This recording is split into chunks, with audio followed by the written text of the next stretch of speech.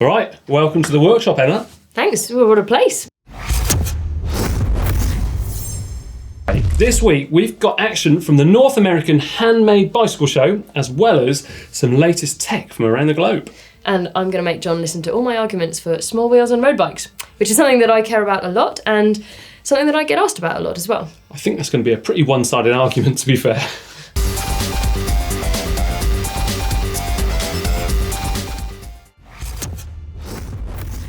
Right, so what's hot in the world of tech this week? Well, last week it was the annual North American Hand-Built Bike Show. Sadly, we weren't there, but there was lots of cool tech on social media. Yeah, and one of the coolest I've seen is definitely this from Juliet Designs. Basically, it's a wooden frame, but wrapped in carbon fibre. Kind of with aerodynamics meets gravel meets old school tech, I guess, using wood. It looks interesting and I think it's beautiful, actually. Yeah, let's hope they've got a good varnish though in there to seal it. Yes, and no woodworm. If you know anything more though about this from Juliet Designs, please do let us know in the comments below. I want to hear a lot more about this frame because it looks wild and wacky, to be perfectly honest. Yeah, it's gorgeous. Yeah, and also, wait weenies rejoice. EE Brakes have just announced a new limited edition run of their brake system, this time called the El Diablo. In other words, that means red, black and silver. Cool name. But apparently, when they last released some limited edition colours, they sold over 1,000 pairs in just 2 weeks. Wow, and you said it's 170 grams a pair, which is, how does that compare? It's about half the weight of Shimano Dual Race. So that's light, isn't it? Think about that. Yeah, that's pretty impressive, but presumably not cheap. No, $630 for a pair. So have to save up the pocket money for those, I think, if we want them. Ouch.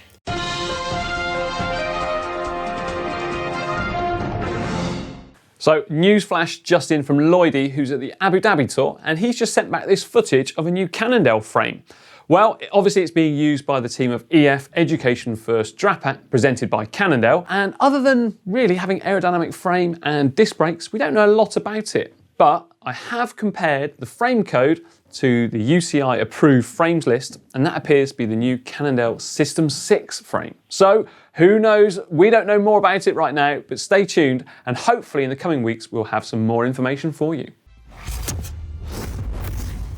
So John asked me if there was a subject I particularly wanted to talk about this week, and I think he's regretting it because I haven't stopped talking about 650 wheels ever since. Poor John. Sorry. So it's a subject that's really close to my heart because as a smaller cyclist, I don't think that it's always possible to get a very good position on a bike with 700C wheels. Yeah.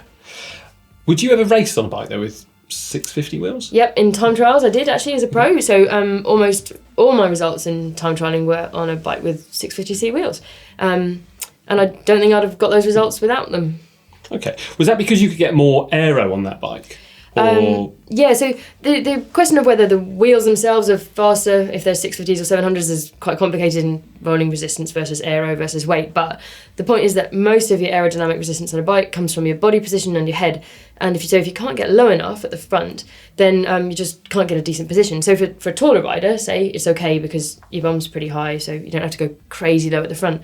But for me, on a 700C bike, I just can't get that good flat back position. Didn't you use 700C in Beijing? Yeah. I remember this actually. Good point, well made. So but that was because for Beijing, British Cycling built me a special handlebar. They called it Project Pulley. They built this base bar that came straight out of the out of the fork. Yeah. So it was much lower, and then so my aero bars were on top of that base bar.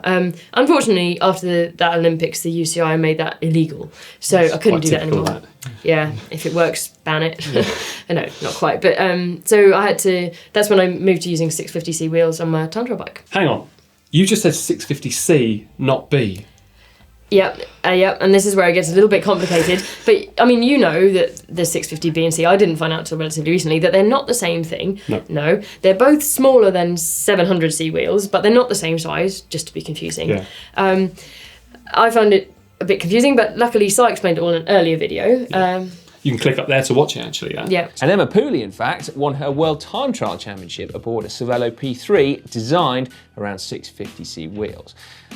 Unfortunately, though, Cervelo don't make that bike anymore, and they are starting to fall out of use. But they are now being replaced by 650B. Oh yeah, probably because they have been made popular in recent times by mountain bikers.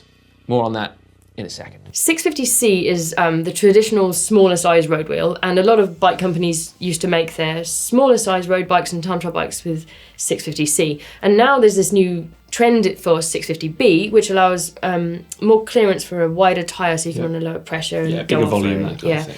And I think that's great because all these 650B road bikes, allows more bike choice for people my size. Okay, I reckon this is something we can really go into more depth with. Send you back to that wind tunnel. Yep.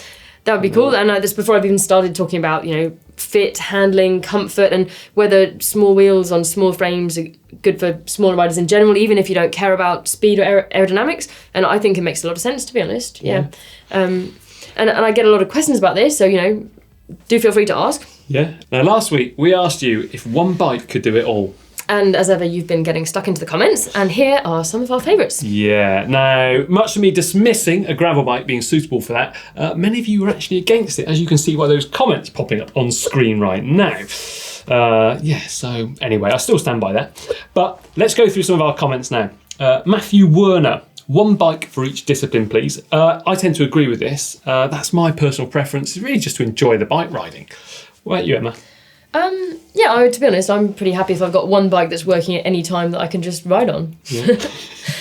And one on the turbo trainer. How about then if you had to choose just one bike? I asked this to Si last week and Si couldn't do it. He had to choose three. But actually, if I'm completely honest, can I please have three? A mountain bike, a cyclocross bike, and a super fast road bike. I think it would be either a road bike that was rideable off-road, so with fairly good clearance, so I could take it on gravel. I got quite into my gravel last year. Or a cross bike. I've got a fairly entry-level cross bike, and I'm considering upgrading because I think that looks pretty fun. And you can take it on the road with slicks, and it's not that different, So one or two bikes, really. Yeah. Or probably another one on top. Because really just get into it, don't you, really? You end up getting more and more and more. Hence my problem at home, 15. 15? Yeah. That's ridiculous. Yeah. We don't want to go there. Soon we will be going there, I think, and having a little tour. So N+1, that rule, but do you know the X-1 rule? No, but be careful because my girlfriend does watch this. So, well, okay, so, the number of bikes you should have is N+1, where N is the current number of bikes. Yeah. But it's also X-1, where X is the number of bikes at which point your partner would leave you. So that is don't go past X-1. Right, okay, I need to find out what X is. So probably look into X. Yeah, that's a plan for tonight. Now, Jesse Gould, they have to have 5 bikes: road, MTB, cross gravel, and a trainer bike, and a gravel tandem, but that one doesn't count. Well, I reckon we can include that gravel tandem bike because, it's a bike, but what does it count as? One bike or two? In seriousness, because it's a long bike. I know it's only got one pair of wheels. Yeah, it's one bike. One bike? One bike. It's just a long one. Yeah. Well, final word from Dave Pratt. The question is not can one bike do it all? The answer is yes, it is, as John puts it. Can one bike do it all well and enjoyable? A gravel cross bike is the best compromise. It can do it all, but doesn't do anything very well. It's an interesting one, isn't it, really? That's good. I mean, Dave agrees with John. But I think in all seriousness, it does depend, how many disciplines you're into in cycling and how much you want to enjoy it. Yeah. I mean, last Friday, I had the day off and I went out riding on my cyclocross bike. And I didn't enjoy it that much because I took a wrong turn, ended up going down this track that had been chewed up by a tractor and horse hooves. And to be honest, I could have done with a mountain bike there. And really, that's where those more bikes make it easier. Yeah, and fun is good on a bike. Exactly. Now, some of you remember a few weeks back, I tried to get Si Richardson excited about a carbon fibre number holder on the bikes of Team Sky. I struggle to get excited about number holders. I mean, they're not quite on the spectrum of chain catchers. It didn't really work, but hey, I'm going to try again. This one with Emma, and the same company, Burke Composites, have just made a carbon fibre seat clamp assembly for the Pinarello F8 and F10 models. Quite specific, but it looks pretty cool. Is that to save weight, I guess? Yeah, probably about half the weight. So. And how much weight is that? I would estimate about 40 grams. So, it's a fair chunk. Yeah. So if you're really looking to get that bike weight down, you can do. Yeah. €85, I think I saw the price. And I'm going to keep a close eye on Team Sky's bikes this year to see if they start using those. But also, I spotted on Victor Campanaerts' time trial bike, these pretty cool unbranded time trial extension bars. They look like scoop your forearm, don't they? They look quite interesting, yeah. Yeah, have you ever used anything like that, time trial bike? No, not really. I mean, but did experiment with various forearm positions, so close together, further apart, and one year had slightly longer ones that were slightly scooped to hold you in, but no, I never raced with my arms that close because I got scared about sideways stability. Okay. Now, here's some of the highlights from the North American Hand-Built Bicycle Show. First up is this from Bishop's Bikes, Chris Bishop. Now that is some incredibly close clearance, isn't it? Yeah, it's very tight. I mean, you wouldn't want to get any gravel or anything on that tyre, it would stick. If you were to put a bigger volume tubular tyre on there, then you are going to be in trouble. Yeah. That could well rub. Or maybe if you just put a few too many layers of tub glue on. Yeah. But it's super aero if you get it right. Yeah. Very close clearance. Love that. Now, admittedly, I don't know much about tricycles, but this looks so cool from Don Walker. It's a tricycle with Di2 on it and disc brakes. I'd love to give that a go just to see how it rides. It's a beautiful piece of kit, but I'd be really worried about cornering. I mean, you can't. How would you lean the? Can you lean the bike? You kind of lean and you don't steer, but you can topple over. In fact, I've seen people race on grass track on tricycles. Golly, yeah, I wouldn't want to topple because once you get past a certain point, you can't save it, can you? No.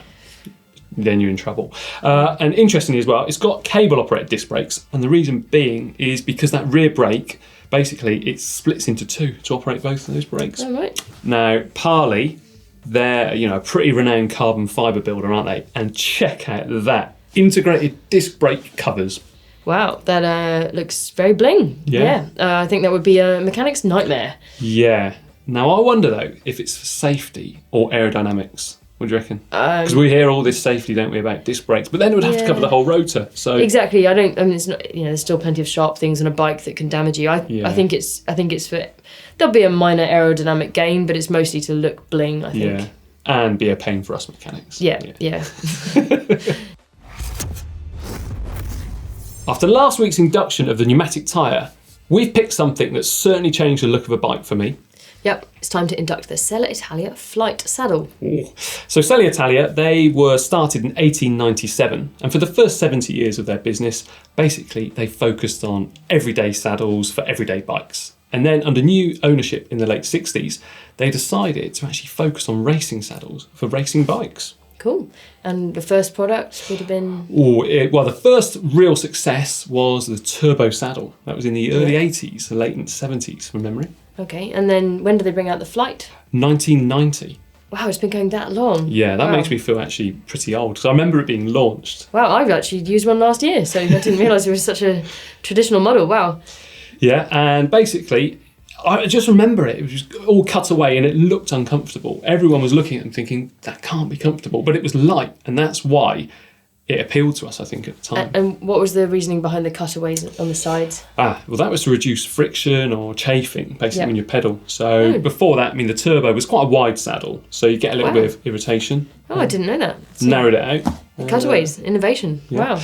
And titanium railed as well. I think saddles then were about 350 grams, not uncommon, which these days sounds like an awful lot. So they were under 200 grams. Yeah.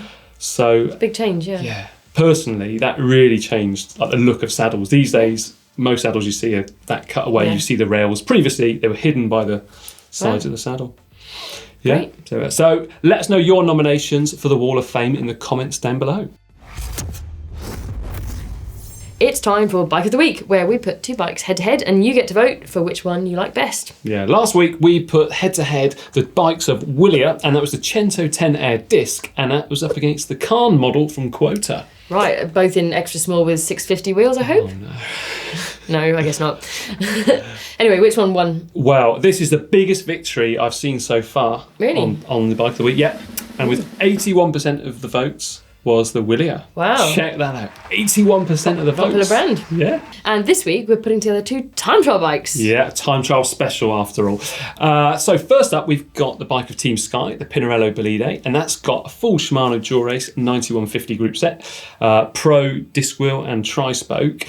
And look at that, 3D printed titanium handlebars. That's cool, but is that allowed under the UCI's rules of everything must be able to be bought by, everyone? Yeah, apparently you can go into a Pinarello concept store, a Pinarello lab, I think it's called, and you can get measured up, scanned, and you can get your bars made. Right. So there we are, yeah. Well, so it ticks the boxes there for the UCI. I wonder what the waiting list is like. Yeah, who knows? And that is up against this. I mean, this looks cool, doesn't it? Bike of Tony Martin, Canyon Speed Max, Nice. full SRAM Red ETAP gearing, zip disc wheel, and a zip deep section on the front. And look at that, quark power meter. Nice. I like Canyon because they make 650B road bikes for small people. Don't let that influence your decision, no. All right? I'm not biased, obviously. Yeah. And you know what to do. You've got to vote for your favourite just up there. And next week, we'll reveal the results and have 2 more head-to-head. Okay, it's time for the bike vault. I've just explained to Emma actually what it's all about. So go gentle on people's bikes. These are their pride and joy. First up, we've got Jasper Bela of Kokstede in Belgium, and it's his Canyon Ultimate AL. Now, I like that. It's rather pretty. Yeah, I like. Look at those logs in the background. Yes. That must have taken ages to stack them up. That's an impressive wood pile, which is always good. I do think he could have got the lighting a little bit better because it's quite dark, isn't it? Yeah. It is, yeah. I mean, but it's a beautiful bike. I personally really like that. It gets a super nice from me, but yeah. How about you? Nice or super nice? Super nice because he's mown the lawn and he's stacked the wood. Oh, what is that noise? Didn't tell her about that though, did I? No, I think it's quite an alarming noise, isn't it? Well, it's an alarm. Okay, fair enough. What about a bike bell? A nice dinging noise. That's a good idea, actually. You could bring one in next time. Okay. Right, super nice though for Jasper. Well done. Next up, JK of Perth, Australia. Now, you know Perth, don't you? I do know Perth, and I think I know where that was. Oh no. Apparently, in the background there, that's the CBD. That is the CBD. Central Business District. It is indeed. Right? He's up in the hills somewhere. Yeah. I don't know which wall that would be. Probably somewhere near Kalamunda, I'd guess. Okay. That's got to get a super nice for me. Well, one, it's a nice bike. But 2, I can't take my eyes off the giant TCR Advanced. That is always a nice bike. Super nice in this case. Good work. Now, what about this from Kyle Boykin of Atlanta, Georgia? A Cannondale Slate, and they've had it custom painted. Ooh. 650B, is it? It looks like it could be. Yeah, with those tyres on, I think it must be. And look at that backdrop. Yeah, is he perched it on his helmet? He has, yeah. Now that.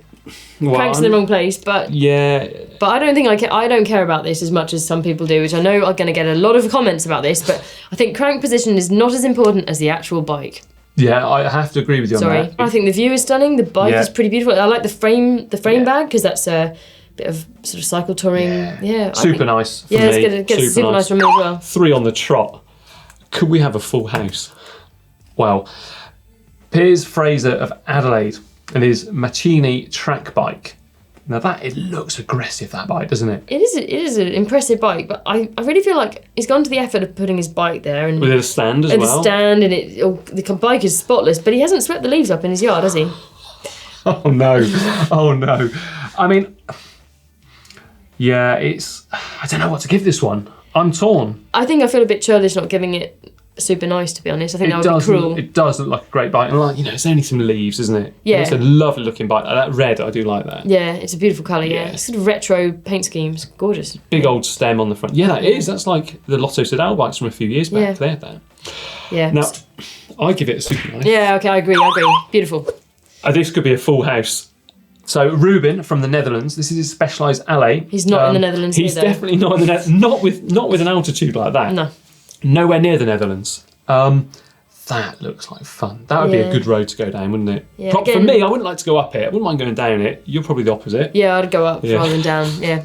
Yeah, I have to say that I can't take my eyes off the view. I want to ride up some mountains. A couple of GCN red bottles. I tell you what, Ruben, you're getting close to a full house. Yeah, I think it's pretty nice. Yeah. It's super nice from me. Yeah, I agree. What a view. Full house. So you know what to do. Send in your pictures of your bikes in the most picturesque place, and you're likely to get a super nice. Well, who knows? Yeah. But the email address is on screen right now. So that's it. Nearly time for the end of the show, and I must thank Emma for coming in. It's thanks for letting me come in, and I'm sorry. Makes a change for having Si. Yeah, well, I'm sorry, I'm not really as expert as Si. Only joking, Si. So coming up on the channel this week, tomorrow we've got a visit to the GCN Tech Clinic. Saturday we've got a pro bike. Sunday we've got some footage from Dan, who's in Abu Dhabi. Monday we've got some more maintenance, and then we're back here for the Tech Show episode number 9. Cool. And remember as well, you can check out the GCN shop so you can buy goodies and accessories for your bike, all those sort of things. T-shirts in a nice baggy size. Yeah. And remember to check out the 650B geek version, geek video, which was really interesting. Exactly. And remember as well to like and share this video with your friends. Give it a big thumbs up. And let us know if you have any questions. Yeah.